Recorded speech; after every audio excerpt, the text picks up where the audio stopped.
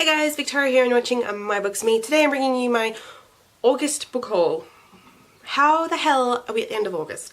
Anyway, I said in my last haul video that I wasn't going to buy many books, and I literally thought I'd probably have at most 5. I knew there was a couple of books that still had to come that I'd ordered a while ago, and I know there is a couple of books that I had requested for review which I wasn't sure if I was going to get or not.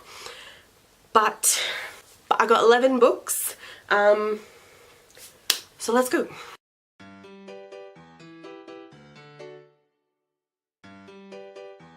So the first book is Begin and Begin, a Love Why Oz Why anthology, which is edited by Danielle Binks but has short stories from Amy Kaufman, Melissa Keel, Wilka Stankis, sorry if I said that wrong, Ellie Marnie, Jacqueline Moriarty, Michael Pryor, Alice Pung, Gabrielle Tozer, Lily Wilkinson and Danielle Binks. This is just a whole bunch of amazing Aussie YA authors coming together to bring amazing stories. I'm really excited. I've been very much excited for this ever since it was announced. So I'm hopefully going to read a couple of stories in this by the end of the year. If you saw my books I need to read by the end of the year video, you will know that this was one of them. But I'm very excited to hopefully discover some, or to finally read but I'm very excited to finally read some work by most of these authors. The only author I have read anything by is Amy Kaufman, and that was Illuminate, and I don't feel like that was a really good representation of her writing style because it's not really a traditional prose novel, and she also wrote it with Jake Kristoff. But I'm really excited to finally read something by these authors and hopefully go out and then buy all their work, because I feel like there are so many amazing Australian authors that firstly I'm yet to discover, but that the rest of the world needs to know about. Then I picked up Wild Like Me by Louise Pentland, aka Sprinkle of Glitter. This is her first actual novel, and I actually think it's an adult novel, not a YA or anything like that.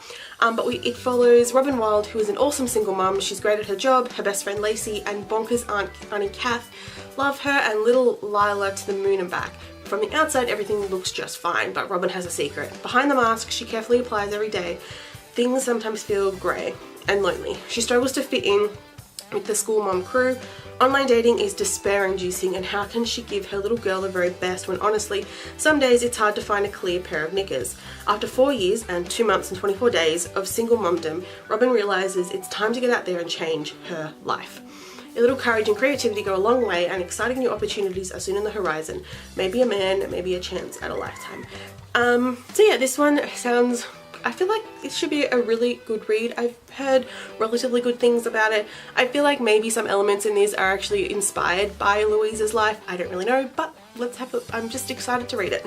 Then I picked up Crown of Blood, The Deadly Inheritance of Lady Jane Grey by Nicola Tallis. This is actually a non-fiction book, which I didn't realise until I actually got home with it, but I don't really care. So Lady Jane Grey was like the 9-day, or actually I think she was like the 13-day queen of England after Edward VI and before Mary I. Edward essentially all I know is like Edward essentially said to her, maybe not like this, but was like, I don't want my sisters to take over the throne after I die. I'm going to give it to you because I know that you aren't going to ruin the kingdom like my sisters will. So Jane became queen until Mary came marching in to London and pretty much took the crown off her head and then took her head off.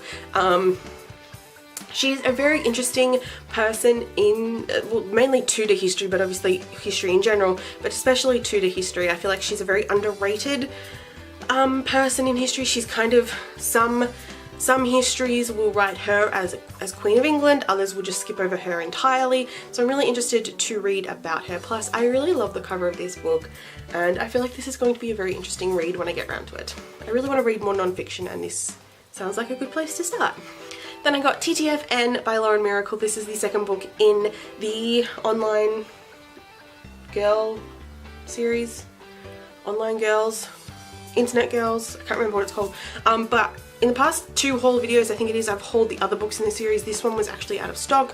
Finally got here, so I'm really excited now to binge the entire series. If you don't know, this follows Maddie, Paige and Angela, who are BFFs, and we follow their lives through their instant messaging conversations. very, very fun. The first 3 books followed them at school, and the final book, YOLO, which came out most recently, follows them at college. But it's gonna be fun. Then I got Betrothed by, who is it? Wanda Wiltshire. This is the first book in I think it's the Betrothed series, trilogy, I'm not quite sure. I love the fact that this cover is so shiny, but this is the first in an enchanting fairy series by Wanda Wiltshire. Amy Smith has always known she was different. Severe allergies, fragile health, and taunts at school have made life an endurance test for the adopted 17-year-old. When Amy starts having strange dreams, everything changes. Night after night, she becomes trapped in a shroud of black, a void of silence, but for a male voice calling for a girl named Marla. One night, the darkness clears, Leaf is revealed, and Amy discovers that she is the girl he has been searching for. Immediately, the two are swept up in a passionate yet forbidden love. Leaf isn't like the other boys Amy knows. Breathtakingly gorgeous, he speaks with her telepathically, not to mention he can fly. Desperate to find a way to be with her, Leaf tells Amy of the terrifying threat to his Fae homeland, the danger to his people, and of an unforgivable betrayal to his king. He urges her to seek a true identity, but Amy is confused. Isn't that all just a dream? I've heard really good things about this, and I'm excited to finally read it. I've been eyeing off this book for the longest time, and I can't believe how pretty it is. Next book was kindly sent to me from Hatchet Australia, and it looks amazing, and I think it's going to be a really fun read, and that is... it's actually The Trials of Morgan Crowe, the first book in the Nevermore series. Look how pretty this arc cover is. This comes out in October. It comes out on the 10th of October here in Australia, but I think it comes out on the 31st everywhere else. I'm not quite sure. Comes out in October. Can I just firstly point out, before I get into what this book is about, publishing rights have been sold in 28 territories, and the film rights have been preempted by 20th Century Fox. And from what I've heard, I think the director attached to this is a really highly acclaimed director. So this should be exciting, but let's just read what it's about. A breathtaking, enchanting new series by debut Australian author Jessica Townsend about a cursed girl who escapes death and finds herself in a magical world, but is then tested beyond her wildest imagination. Morgan Crowe is cursed. Born on an unlucky day, she is blamed for all local misfortunes, from hailstorms to heart attacks, and worst of all, the curse means that Morgan is doomed to die at midnight on eventide. But as Morgan waits her fate, a strange and remarkable man named Jupiter North appears. Chased by black smoke hounds and shadowy hunters on horseback, he whisks her away to the safety of a secret magical city called Nevermore. It's there that Morgan discovers Jupiter has chosen her to contend for a place in the city's most prestigious organization, the Wanderers Society. In order to join, she must compete in four difficult and dangerous trials against hundreds of children, each boasting an extraordinary talent that sets them apart, except for Morgan, who doesn't seem to have any special talent at all. To stay in the safety of Nevermore for good, Morgan will need to find a way to pass the tests, or she'll have to leave the city to confront her deadly fate. I think this is a middle grade novel, pretty sure from what I've seen, I don't know, but I'm very excited for this one. I've literally had no idea about this book until it arrived in my PO box, so thank you so much, Hatchet, because I'm very, very excited, and I love how pretty this arc is. Honestly, I love this cover more than the actual cover, and I'll insert a picture of what that looks like now. But according to everything I've read, the industry thinks this is going to be a big series, so like a fantastic series, so definitely check it out. Then it was Booktubeathon recently. I unfortunately did not get to participate because I had everything else on that I needed to do. I was in the middle of writing a book and I had a deadline. But as always, Book Depository has 10% off for during the Booktubeathon, and naturally I was like, of course I'm gonna buy books, because I don't have enough already. So I picked up 3 books. The first one is History All You Left Me by Adam Silvera. This is actually shorter than I thought it was, and can we just please appreciate the shiny blue waves on this? It is so pretty. but I've been wanting to pick this one up for ages. This is about Griffin, who lost his first love in a drowning accident. Theo was his best friend, his ex-boyfriend, and the one he believed he would end up with. Now, reeling from grief and worsening OCD, Griffin turns to an unexpected person for help, Theo's new boyfriend. But as their relationship becomes increasingly complicated, dangerous truths begin to surface. Griffin must make a choice, confront the past or miss out on his future. I've heard amazing things about not only Adam Silvera in general, but about this book, so I'm really excited to read this one, and hopefully I'll get around to it soon. I don't really know. Then I got An Ember in the Ashes by Sabah Tahir. That sounds weird now that I'm saying it, because I swear it sounds... Anyway, it doesn't matter. This is the first book, and I think there's going to be 4 books in this series. And can I just say that there was just released earlier, like 2 weeks ago, that what the cover for the 3rd book is, what the title for the 3rd book is, and that they've changed all the covers in this series. They feature the main characters because Sabha, I feel like I'm saying that wrong.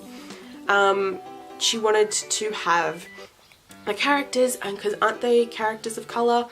Isn't the main character like, yeah. And I have to say, I don't really like the new covers. They kind of don't look that good. I get the message behind it, but I just don't know. Maybe when I read the book it'll make sense. But I'm annoyed because I really think the covers that I currently have are really pretty, and I'm just annoyed that publishers and authors don't wait until an entire series is out before they decide to redesign the covers. Anyway, I wanted this book since it came out.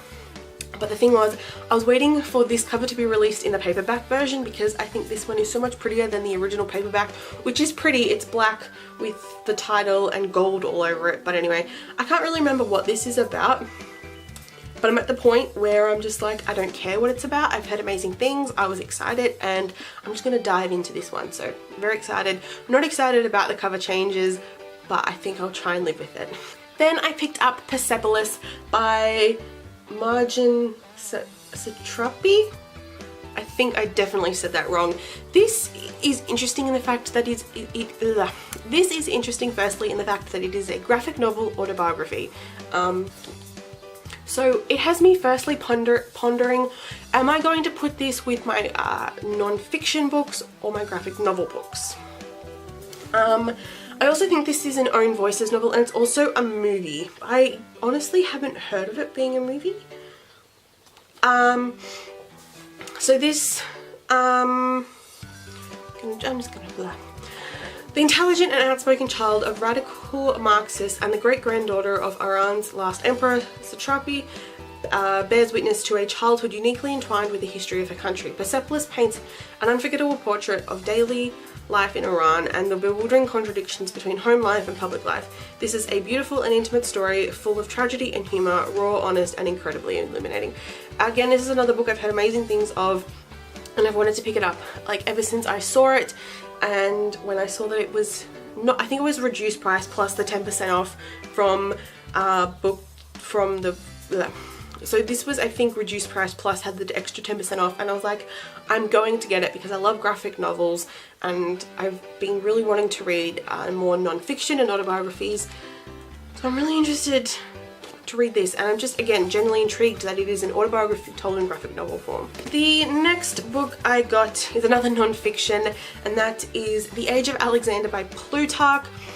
Plutarch, well, he's a funny chap to me.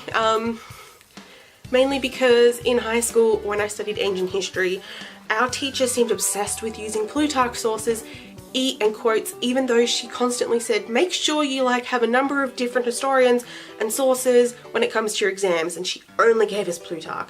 It came to the point where me and my friends were joking about Plutarch being her boyfriend. We didn't really like her much because, well, I mean, we liked her, we just didn't like her that much because we had an amazing teacher for year 11, and then she went and got pregnant and she went on maternity leave for our final year. Anyway, but even though Plutarch annoys me a little bit, I do actually think he's a relatively good historian in the sense that he might be biased as hell and kind of inaccurate at times, but he's, you know, he's all we've got. Also, Alexander the Great is really fascinating to me, and there are a number of books about Alexander that I really want to read. One of them is Legacy of Kings by Eleanor of Herman, which I started reading, and I'm really interested to finish that series, but there are a number of other books that really interest me about Alexander, and I just wanted to get a book that was the actual story. And I think Plutarch's, as I said, he's a relatively good historian in that sense, so I got this one. Also, I kind of like collecting the Penguin classics in the histories, which is really fun. Then the final book is a new addition to my Abby Glines collection because I needed more of her books, but that is Like a Memory, which is the first book in the Rosemary Beach meets Seabreeze spin-off series, because Abby is essentially just pairing up all the kids from all our favourite couplings. So this book is following Nate Finlay, who is Rush and Blair's son, and Bliss York, who I can't remember who she belongs to, but she belongs to Bliss York. Oh wait, this might be Cage. This is Cage and Cage and what's-her-face's daughter.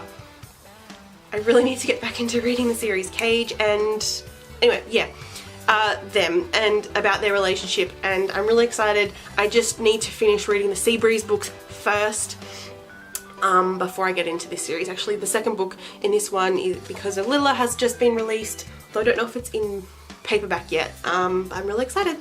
I want to say that September will see me getting no more books, but there are a ton of amazing releases coming out in September, and it's my birthday month. So anyway, this video has gone on long enough. Hope you guys enjoyed. Let me know in the comments below if you've read any of these books and what your thoughts are on them, and I'll see you guys next week with another video. Bye!